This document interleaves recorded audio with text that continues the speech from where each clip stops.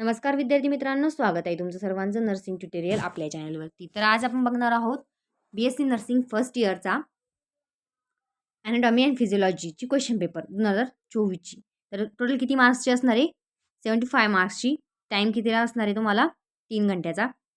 नाही, इन्स्ट्रक्शन काय दिलेली तुम्हाला ते तुम्ही वाचून घेऊ शकता किंवा स्क्रीनशॉट मारून घ्या, नंतर वाचा. आता एवढा वेळ नाही आपल्याला, एकदम फास्टमध्ये आपल्याला समजून घ्यायची क्वेश्चन पेपर कशी आणि इम्पॉर्टंट क्वेश्चन कोणकोणते असणार आहे. तर सेक्शन 1 त्याचे सेक्शन आपले ए आणि बी सेक्शन केलेले आहे. त्याच्यामध्ये सेक्शन एमध्ये 42 मार्क्सचं विचारलं जातात, म्हणजे 42 मार्क्स आपला ॲनाटॉमीचे असतात. तर याच्यामध्ये तुम्ही बघू शकता शॉर्ट नोट किंवा शॉर्ट आन्सर म्हणू शकता तुम्ही याला. तर 6 क्वेश्चन किती दिलेले? 7. त्याच्यापैकी तुम्हाला 6 सॉल्व करायची. समजलं? किती मार्काला आहे? 30 मार्क्सला. तुम्ही याला शॉर्ट नोट म्हणू शकता. तर याच्यामध्ये बघू शकता काय करायचे. प्रथम काय दिलेलं आपल्याला? Discuss the relation of urinary bladder in the male. तर मेलमध्ये असणारं युरिनरी ब्लॅडरचं रिलेशन काय आहे ते आपल्याला एक्सप्लेन करायचं, इथं डिस्कस करायचे किंवा एक्सप्लेन करायचे. त्यानंतर सेकंड इथं explain the structure of the skin. तर स्किनचे स्ट्रक्चर हे खूप आता याच्यातले काही क्वेश्चन असे एकदम सोपे.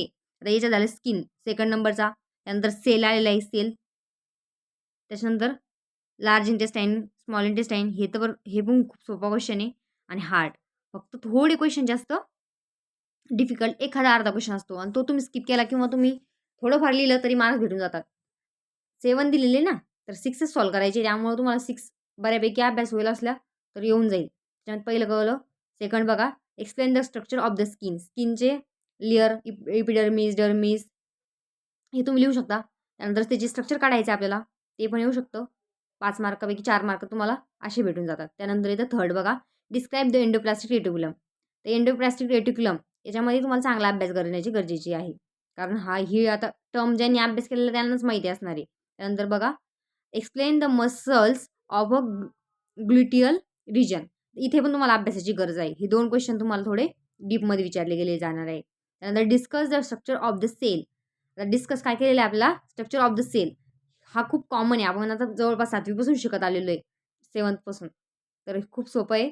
सेलचं एवढं काही लोड नाही आहे. हा होऊन जाईल तुमचा क्वेश्चन. त्यानंतर explain the difference between small and large intestine.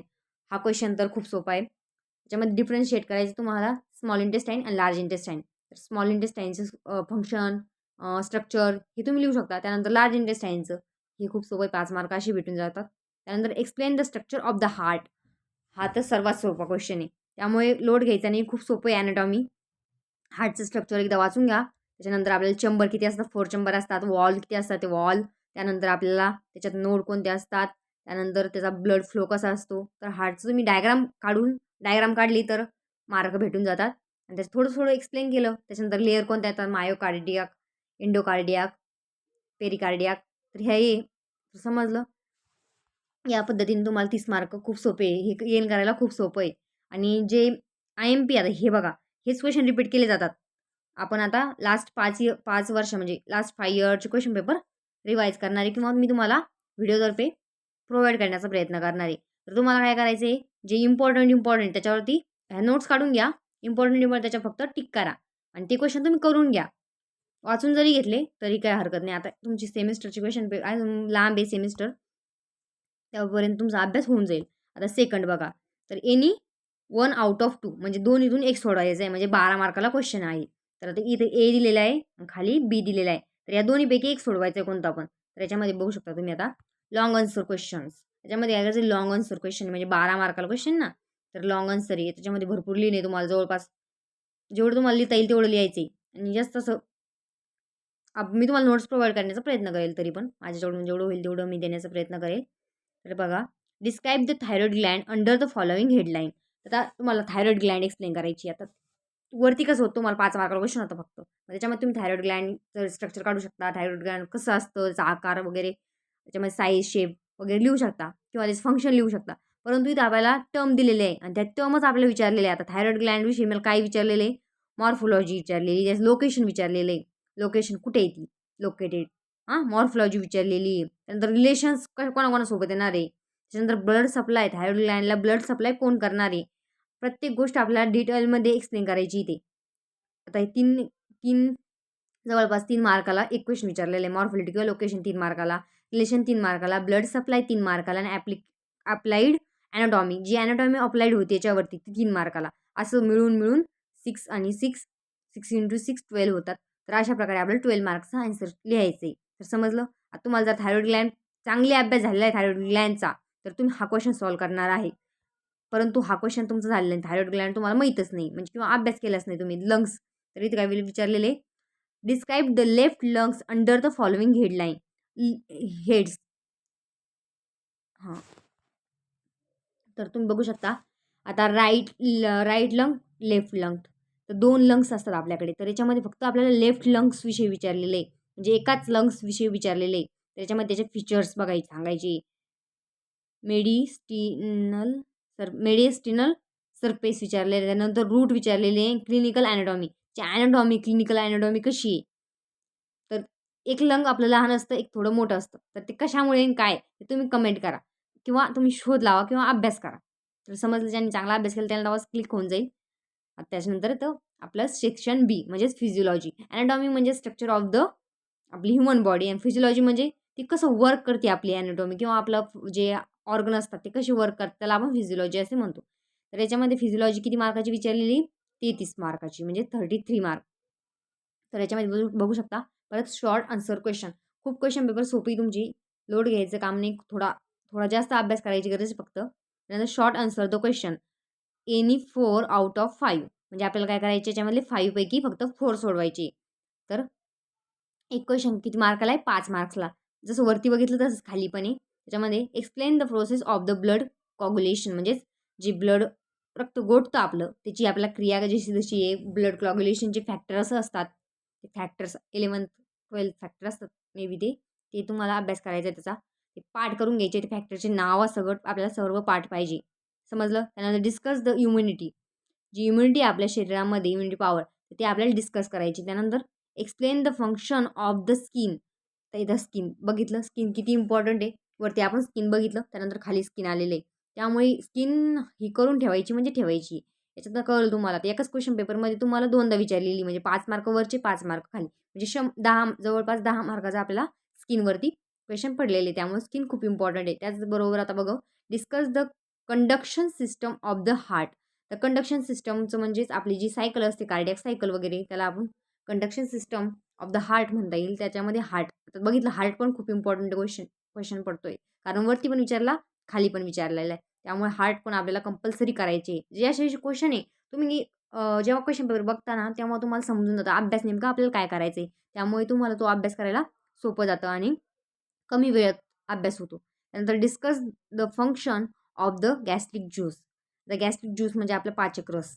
तर तो कसा त्याचं फंक्शन काय काय आहे मेटाबॉलिझम करण्यासाठी किंवा जे आपलं फंक्शन असेल त्याचं आपल्याला डिस्कस करायचं आहे. तर झालं आपलं 20 मार्काचं होऊन गेलं. फक्त त्याच्यामध्ये तुम्हाला मार्ग रस्ता दिसतोय परंतु कुठं पोहोचायचं आहे हे माहीत असेल तर तुम्ही लवकर पोहोचणार आहे. नाहीतर तुम्ही इकडेच भरकटत राहणार आहे. त्यामुळे आपल्याला काय करायचं आधी क्वेश्चन पेपरचा अभ्यास करा. नंतर तुम्ही तुमच्या बुक्सचा किंवा सिलेबस कव्हर करण्याचा प्रयत्न करा. जेणेकरून तुम्हाला कळणार आहे आता हा कोणतं बघितलं तुम्ही हार्ट बघितला स्किन बघितला हे 2 क्वेश्चन आलेले. त्यानंतर ब्लड क्लॉग्युलेशन म्हणजे आपलं रक्त गोठण्याची क्रिया. तर तुम्हाला माहिती आहे हे क्वेश्चन पडलेले यापूर्वी लास्ट इयर्स पडलेले. तर मग तुम्ही काय करणार आहे हे खूप मन लावून करणार आहे. त्यामुळे तुम्हाला नक्कीच फायदा होईल. त्यामुळे व्हिडिओ जास्तीत जास्त विद्यार्थ्यांपर्यंत शेअर करा. आणि चॅनलला जे कोणी सर्वप्रथम आलेलं आहे यापूर्वी कोणी आलेलं नाही किंवा पहिल्यांदा या चॅनलला भेट देते तर काय करायचं आपल्या चॅनलला सबस्क्राईब करायचं आहे. जेणेकरून इथून पुढे मी जे व्हिडिओ अपलोड करेल ते तुमच्यापर्यंत पोहोचले जाईल. तर समजलं? त्यानंतर लॉंग आन्सर द क्वेश्चन. तर हे 13 मार्काला आहे. तर याच्यामध्ये काय करायचं आपल्याला आता बघितलं आपण वरती पण कसं होतं 2 पैकी 1 सॉल्व्ह करायचा. आता इथे पण तसंच आहे. एनी 1 आउट ऑफ 2 म्हणजे 2 पैकी 1 सॉल्व्ह करायचं आहे. तर बघा तुम्ही काय करसाल आता हा क्वेश्चन बघा. याच्यातलं वरती काय लिहिलं एक 6 मार्काला एक 7 मार्काला आणि खाली एक लॉंग आन्सर तो क्वेश्चन. इथं पण एक 6 मार्काला 7 मार्काला. तर वरचं सॉल्व्ह करायची दोन्ही किंवा खालची दोन्ही. समजलं? नाहीतर तुम्ही याच्यातलं एक सॉल्व्ह करसा आणि याच्यातलं एक सॉल्व्ह तसं करायचं का नाही? वरच्यापैकी आता इथं ऑर दिलेले ना हे ऑर दिसत असेल तुम्हाला. या ऑरमधलं म्हणजे हे दोन्ही सॉल्व्ह करायची येत असेल तर.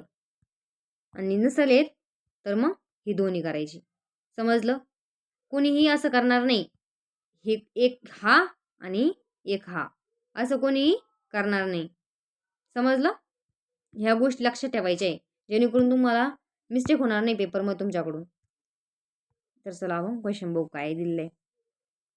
इन्युमिरेट the composition of the cerebrospinal fluid CSF. खूप इम्पॉर्टंट आहे हा टॉपिक.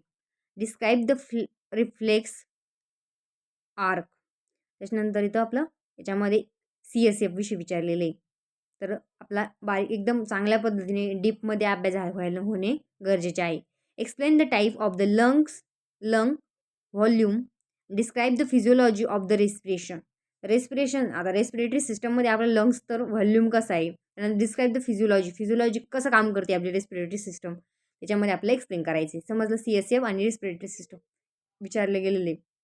नर्वस सिस्टम आणि रेस्पिरेटरी सिस्टम जर चांगली केलेली असेल तर ही दोन इक्वेशन तुम्ही इझिली सॉल्व्ह करू शकता. त्यानंतर खाली बघा, आता ही वरची तुम्हाला येत नसेल मे बी, तर खाली बघू शकता तुम्ही. Explain the mechanisms of the absorption of the foods metabolism किंवा ॲब्झॉर्प्शन म्हणता येईल. फूडचं ॲब्झॉर्प्शन कसं होतं, तर ते मेकॅनिझम आपल्याला एक्सप्लेन करायचं आहे. त्यानंतर डिफाईन द ग्लोमेरुल फिल्ट्रेशन रेट म्हणजे GFR. Explain the factors affecting GFR. तर त्याच्यावर आता आपल्याला फिल्ट्रेशन रेटमध्ये